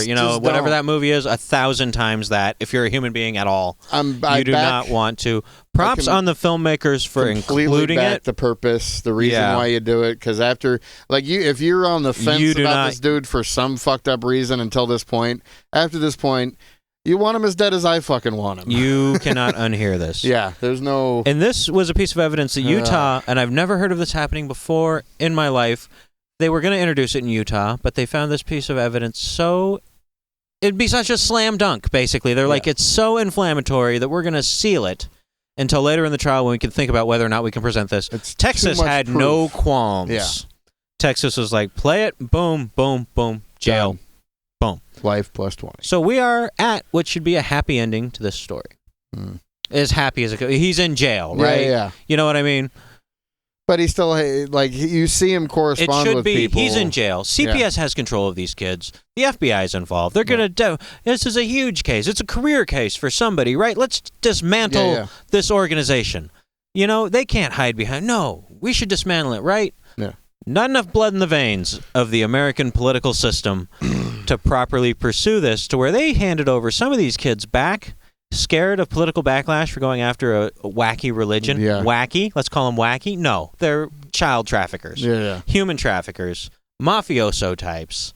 We do not have enough blood in our veins for this. Just as many of them as we can give back, just give them back, and they're still in Texas. They're still there. At that ranch. Some of them now grown-ups, probably in the cycle of abuse at the other end of it or in some other port of it. Still moving their pieces around. Warren Jeffs still gets information Warren Jeffs is the de facto leader of this organization, even though he at one point decided he wasn't, and that God had told him he was no longer the prophet, and then retcon of the retcon, you're the prophet again. And that's caused all sorts of schisms and stuff like that. And his brother's running it now, right? His brother was... one of his brothers, he's got so many brothers. These people come from huge for these people. One of his brothers defected to South Korea. He just left the church. Same difference. He defected. The democracy. And is talking to the commentator. But then his other brother is the guy that's in charge. There's another brother who's like a right-hand man. Well, he's Mormon, there's been power struggles. There's been schisms. There's been all sorts of things. But he's in a Texas for-profit prison, which we don't have enough time to actually talk about why a for-profit prison is a stupid idea and the government should wash its own goddamn laundry. A for-profit prison where he can go buy a calling card at the commissary and has a phone in his cell, and therefore he is John Gotti with a phone in his cell, except what he's doing is protected in this weird way that you can human traffic in America under the guise of religion. And it can't be stopped. I mean, certain things he's doing are highly illegal. Yeah. But other things, you go, I want my kid to follow me to work every day. He doesn't have to go to school. I'll homeschool him, and he'll help me on a construction site, and that way we underbid. Well, it's this weird perversion of the spirit of the First Amendment. Never had this in mind, you know, but we can get around it that way. But you know how you would stop that? You would go through with the RICO case. From the Washington, D.C. side. And you'd go, you know what? Didn't. These holdings, you're losing them. You're losing these companies. Or, we'll find someone who puts O-rings in a space shuttle that doesn't blow up. And there's a straight line to it. It's not like... It's a racketeering case. It's a career case, but they're... Sitting back, not really... It's disgraceful. Yeah. That we're so scared of, we don't want to be seen as abusive, and we have such contempt for the American people that we don't think that they can comprehend that these people are child rapists. That's what it makes me feel like they didn't, that the regular Mormon church still has something to do with, like, because I have a hard time believing that this is where I get conspiracy theory, I guess, because I have a hard time believing that this separate sect can still pull all the strings and not get busted with the RICO and still be... They weren't pulling strings, I don't think. I think somebody looks at it on a spreadsheet and goes, well, we're going to have to find a different supplier for this thing that has a lot of government contracts and pain in my butt.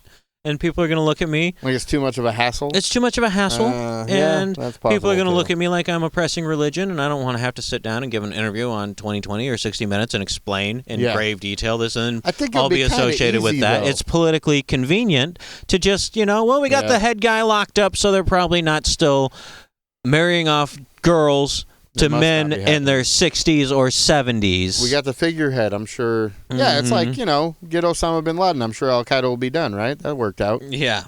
Fucking dipshits. Yeah, we're still at least going after Al-Qaeda. Yeah, that's a good point. Like, just go, no, they're done. Don't worry about them. They're fine. They're still, these guys are still a $100 million company and still push shit around. And I should say I don't hate religion. You love to hate religion. I do not hate religious people. Let me put it that way. The idea of religion. Here's my thing. Okay, this guy believes in a very specific religion. Yes. A religious belief, or any belief, but a God belief, is only as dangerous as it is specific. If someone goes, I believe in a foo-foo, like a person who throws rainbows around sometimes, and I have nothing, that's, if that helps you get through your day, I'm all for it. You could tell me about it, and I'll go, that's cute. I don't mind it. But if you go, I believe in a God who thinks I should tie a homosexual to the back of my truck and drive him down a gravel road until his skin's gone, well, fuck you. You know what? You've gone a little too far. Or way too far. So as it gets more specific, it gets more dangerous. And I don't hate religious people. If that's the thing that helps you process this weird experience we call life, that's fine. That's weird because But if you're a bully or a horrible person and you want to couch it in this, or you're just insane, I hate that we as a society have decided it's a good thing to believe nonsense. And then it makes it hard to go after a person like this or an institution like this. There's still people that believe the earth is flat, which is amazing to me, and you can't shake them enough to get that thought out of their head. They're going to think they're right no matter what. And that is a huge, no, it's fucking not. There's evidence. Complete amount, but they just roll with it. Whatever. Argue with people on the internet. Have your YouTube channel. That's fine. You think the Earth is flat, but if I think the Earth is flat, and therefore I should marry a 12-year-old girl. I'm a 65-year-old man. Eat me. No. No, you should be in prison. You should be dead. We have societal norms, and you are violating them, and you are taking away the innocence of a human being. It's hard not to just get. I just get shots of adrenaline. When I think about it, I just get so fucking angry. I want to kill things. Just being a dad and going, no, you. And not only did they stop all this, we're going to look at these companies, this Sam Brower sunk 7 years of his life finding out what corporation owns this, what corporation owns that, and how they're tied into this FLDS thing. And we're not going to do it. Words come down from on high in an ambiguous way. We don't know who. Do not look behind the curtain. Barack Obama says, leave the... No, I'm kidding. Somebody up there goes... Not sure it was him. Somebody goes, that, and then it goes down, and then everyone stop your prosecutions. We're not serving any more warrants. Not only that, but the many other cases they could bring against Warren Jeffs. Even if, he's in jail, but you could keep going at him. You've got his nephew saying he raped him and then winning a civil case in civil court. Well, let's get him on that. Let's keep going and going and going and scorch the earth he stands on because... And why does he have a phone? He's the head of a... He should not have a phone. He's the head of an international criminal enterprise. And he's insane. It's like the scene from Godfather where they come in or they film the cell and they're cooking dinner and shit and he's making phone calls from his cell where he's locked up. It's that same, these people come and visit him, his wives, multiple wives come and visit him. Because you see that, in the... Do they have? In the documentary, conjugal? They have him on the... I don't know about conjugal. I don't think Texas has conjugal visits. Yeah. You got to get to one of those soft coastal states for some of this stuff. I don't think they're conjugal, but they still visit him all they fucking want in the through the glass with the phone. They still... And he's talking directly to him. He's saying, make this action, make that action, kick this guy out of the church. He's probably not saying marry this girl to that girl. These are not legal marriages because but he's still running they're called the shit. Spiritual marriage. It's all very depressing. It's good that this information's out there. My view on this movie would obviously be I would have focused on a bit different things. I don't think they focused hard enough on the points that I'm making right now, which is kind of prideful. But and also Showtime's probably treading interesting ground here, and the filmmaker, and there's probably going legal. What does legal have to say about should we call for the breakup of this? Blah blah blah. Blah. And you don't want it to be too preachy, It's a good documentary. I didn't read the book, so I like the documentary and the way that they presented everything. The idea was to build this guy up to be evil, which wasn't hard. No, it's not. And explained it all pretty succinctly. If you're a dude that just doesn't know anything about this guy and you watch this, it's basically like watching a Jim Jones documentary, except Jim Jones lived and he's still hanging out. You know what I mean? Jim Jones? Isn't it Jim Jones down in Jonestown? Jonestown, yeah. No, he killed himself along with everyone else. No, I know, but this is if he lived. He's still alive, messing with people. Oh, one of the parts we skipped over is one of the ways this guy consolidated power is just constantly predicting Armageddon. Yeah. And when it didn't work, he'd predict another Armageddon. Like, you're not good enough for God to Armageddon everybody. Yeah. You guys are being like dicks. They went with the Y2K thing. Yeah, you're not good enough for Armageddon. So next week and a half, get your umbrellas and get out in the field and we'll wait for the lightning or whatever. Because if they believed in the whole Y2K thing, I wonder if they Well, went these with people the are so Aztecs. brainwashed because typically if you predict Armageddon and it doesn't happen, your followers leave. Mm-hmm. Not these guys. He's just like, you suck. Yeah, that one God time. says you suck, and he's not. You dicks. You ban all the. And then he bans more things. He bans television and toys. Dancing. Toys. It's a society. It's probably 70% children. He banned toys. And then dancing. Can you imagine having to grow up in a world without toys at all? Yeah, no shit. Like no toys. Well, rocking a stick. That's what I grew up with. Yeah. He banned imagination and joy and like picking stuff out from between your toes. Every good thing. He's the bad guy from Rudolph the Red-Nosed Reindeer. Oh my God, he's the Grinch who stole everything from so many people. He stole so much. Yeah, it's just to deny a person their whole life. But yeah, I would have focused on different things. But it's good there. These sorts of documentaries are out there. There's many good. We're not going to do a lot of documentaries on this show, and probably never again something this heady ever. No, hell no. Like no, next week we're going to do the much sunnier movie Requiem for a Dream. Is next week? Is that? No, that's not. Go Schindler's List. Huh? Requiem for a Dream versus Schindler's List in our first happy fun time movie face-off. We are going to do that. We're going to go We're going to do a movie face-off next week. Movie versus movie. MVM, yes. Yes, and we're going to do next week. It's going to be Rock and Rolla versus Smoking Aces. Rock and Rolla versus Smoking Aces. Contrast and compare some shoot 'em up movies. Yeah, which is the better one? You know what I mean? Both these movies are rated 80s, I believe. I believe they are. Well, they're not in the 80s, but they might. No, but they're rated 80s. Yes, they are rated 80s. That's their new rating system. It's rated 80s or religious documentaries we just get mad about. I don't know if we're ever going to touch another religious movie or a documentary movie. No, but I will say this. We'll probably do some more Christploitation films. I think if we don't do any more documentaries, we should at least right now, what's 2 of your favorite documentaries we could recommend to folks? Preferably on Netflix, because that's what everybody has, or Hulu Jiro Dreams of Sushi is a wonderful story about good cooking and child abuse.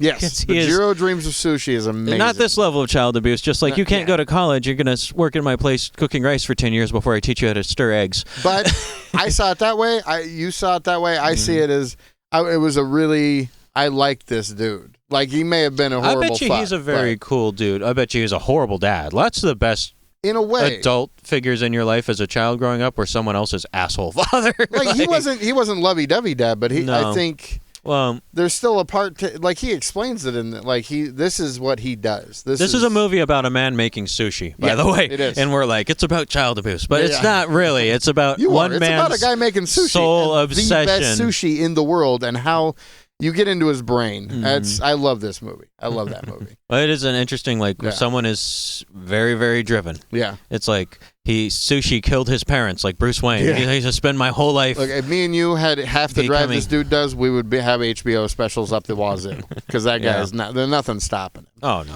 All right, number 2. What do you got? I wanted to actually take a moment and talk about religious documentaries I think do nail it. Oh, okay. I'll first say I didn't like Religulous as much as I thought I would. Me by too. Bill Maher. It's just not quite there. Jesus Camp. That was my alarm that I have no idea why I have a 6:43 p.m. alarm set. Hey, Sorry, Internet. Sorry.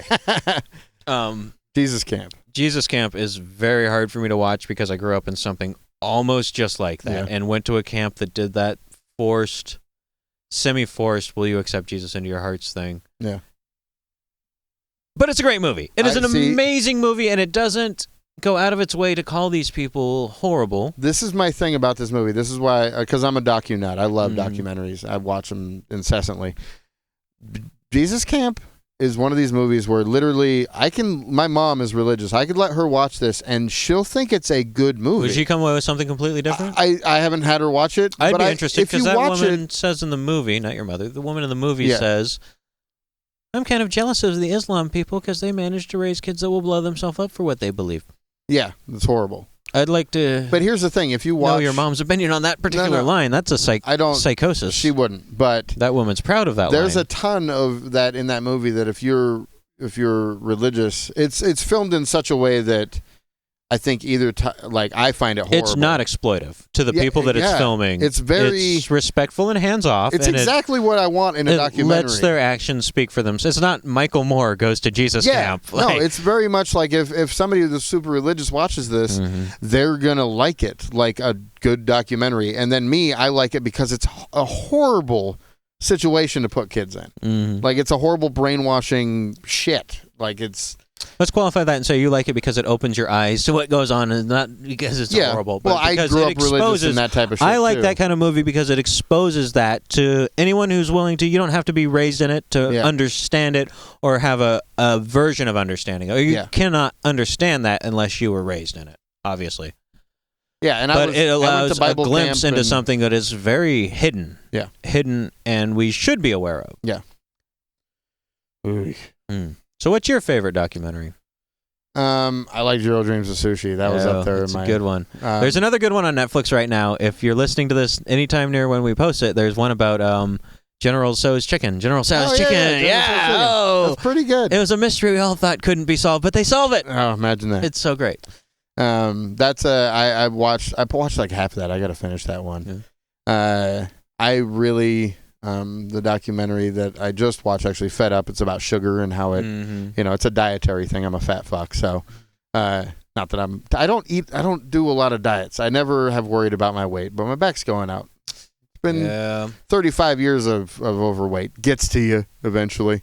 So I watched this documentary, and it's kind of it kind of gives you the facts of why sugar's horribly bad for you. Not just the normal stuff, but Does it also explain how freaking hard it is in this country to avoid sugar? Yeah, absolutely. It's so amazingly hard. Just eat coffee and rice. That's all. It's pretty much. If you can find the rice without sugar in it, you're winning in America. Doing it, fucking, not to call it another podcast, but Kevin Smith, the Smodcast, I listened to that, and that's where he lost a shit ton of weight. He's a fat man on Batman. There are other podcasts? No. Okay. There's no other podcast. Thank goodness. I found it on my own on Netflix. But it's a good documentary. That one was good. I don't know if it's one of my favorites, though. I'm trying to think of my favorite now. There's always, the Netflix thing, like, you find something, you're like, I wish it was so much better. But then there's some good ones. Like, Muscle Schultz.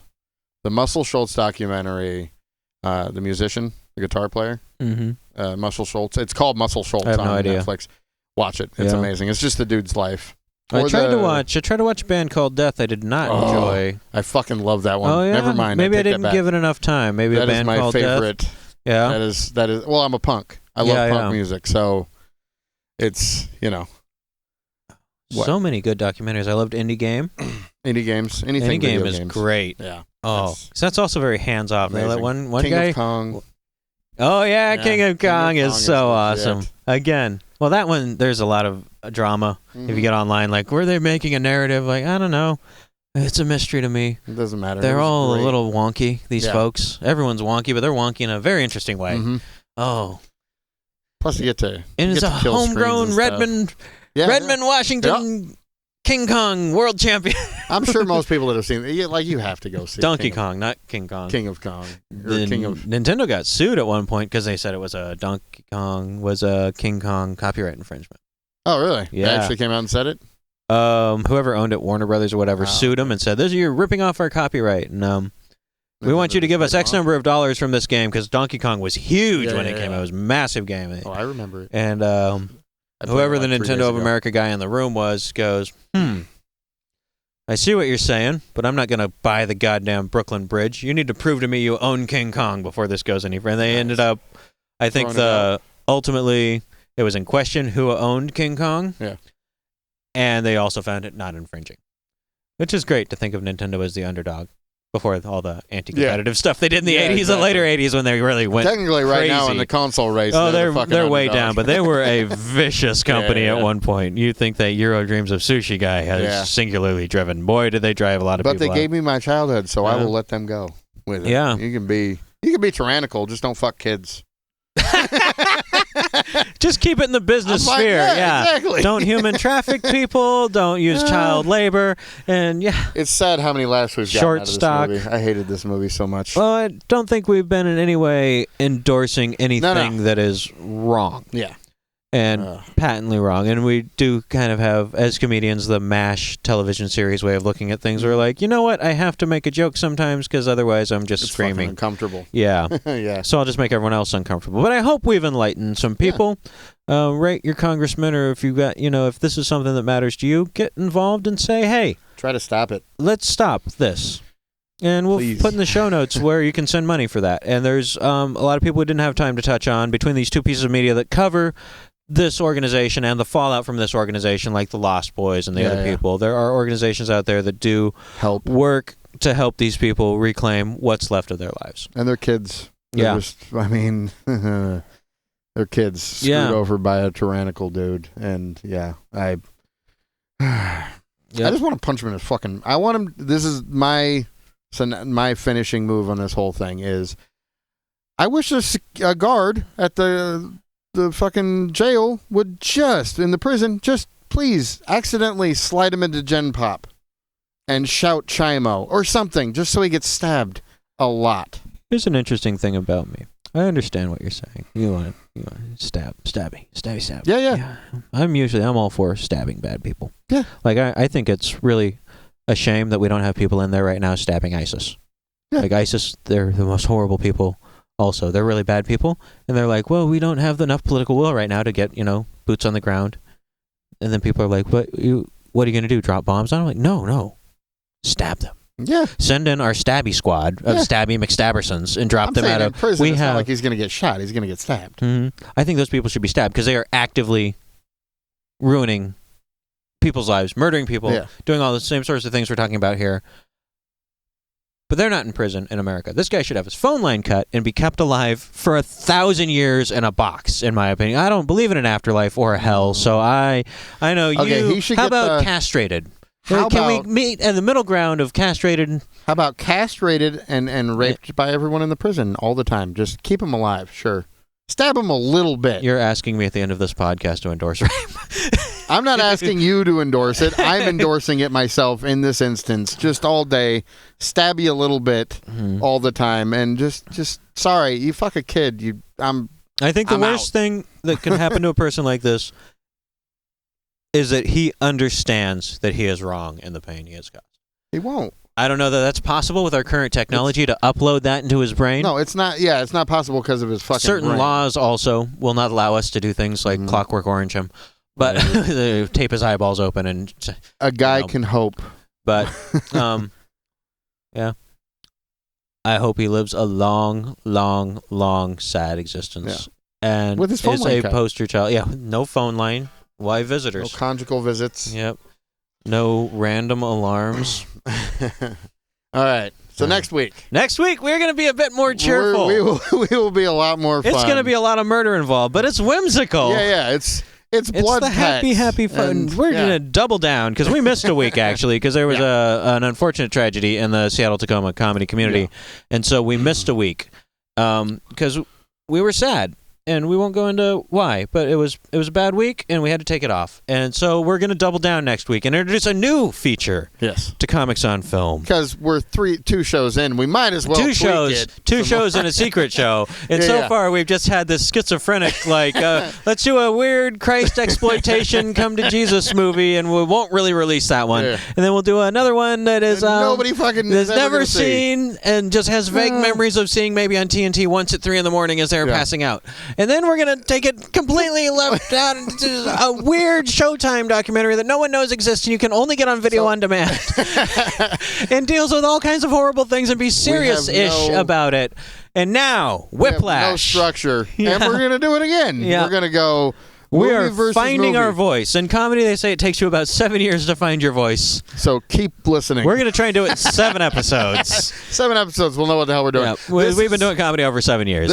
We had this idea. We're going to pit movies against movies. We're doing Rock-a-Rolla and Smoking Aces this time. I suggested, I think it's a great idea for the next one, maybe a couple podcasts from now, is Flight of the Navigator versus the Explorers. I think that's a great idea, too. That is a perfect idea. Oh, movie face-offs. It's going to be good. All right, you got any shows coming up? I do. When does this go out? This goes out. I'm going to try and get this out Monday. I had a show last night, and it was great. Mm-hmm. I You don't dressed have up to like a lady. embellish the time. I'm going to try and put this out on the 9th. Are you going to try and do a show this weekend somewhere? Is that what you're saying? The 14th. Yeah? The 14th of November, I have a show in Tacoma, Washington, out at Black Star. The 14th of this month. Oh, Black Star! I'm headlining. You did the show. It's going to be a good one. It was the weirdest show I think I've ever done. And I love weird shows. I've done comedy in a mining camp. I've done comedy on a pool table. Yep. You've done comedy on a pool table, the same show as me, down in Nisqually. Yep. I did comedy one time in a rock quarry, about 3 feet or 33 stories probably underground in a rock quarry in Colorado. Oh, Is that a bar? Yeah, it was called the Rock Quarry. Well, there were what else so many signs up about how much they were so scared of like fights because it was probably old miners or whatever. Like good old boys.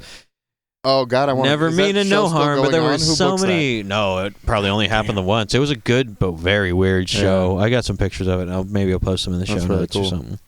But so I have that show at Black Star. Should be good. It's right on Pacific Avenue. If you're in Tacoma, you know what I'm talking right about. there at the Tacoma Parkland line. And if you're out of the area, visit my Facebook. I'm Rusty Comedian on Facebook. I guess it's Facebook /Rusty. No, Facebook /Rusty Comedian. Rusty Comedian.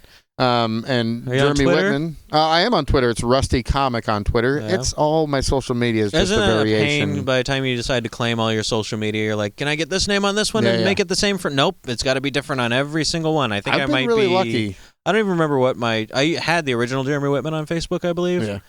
Then I deleted that Facebook. So I've sworn off deleting Facebooks because I have to find it. It even reserves out that name. I want to let you know that I have the Jeremy Whitman on Facebook if you want it. I can sell it to you. I've never been more terrified. It's just your baby pictures and shower pictures. Yeah. And never mind. And then you're Jeremy Whitman on Facebook? I don't remember what I am on Facebook, but all my stuff is linked from my main website, www.whitman.space. Where you found this podcast. Where you will get this podcast. Soon be on iTunes. We're going to soon be on iTunes. Yep. I'm going to do some cool stuff to throw on YouTube. We're going to maybe do a Periscope feed. Why not? Every time. Which would mean we got to set out a certain time and a certain day and make it an event. And you can bake us pies and bring them over or something like. Come on, listeners, bring us food. Rusty doesn't eat sugar anymore. Pies are good. Mm-hmm. Bring me regular pies with sugar in them. All right, we've rambled enough. We've gone on for a long time. Right. I hope you got something out of this. If you did, please leave some sort of comment. Let us know. Yeah. Tell your friends about it. We will be on iTunes soon, and Stitcher, and Pandora, and SoundCloud, and every other goddamn thing. Every bit of thing we can get our We're taking over the airwaves. All right. Thanks a lot. Thank you. Don't believe in God. That's not the button that actually stops it. That stops that. It had nothing to do with that. We haven't drank at all. Mm-mm. Well, this is a marathon, hour 49. Yeah. Could be worse. Goodbye, Internet. Who can tell us the moral of the story? Don't shout down churches. No. Amanda? My teacher told me I should never tell a lie. Good. Because? A lie will bring you trouble by and by. Right. Dana? It's an awful thing to do. And it's true, and true, and true.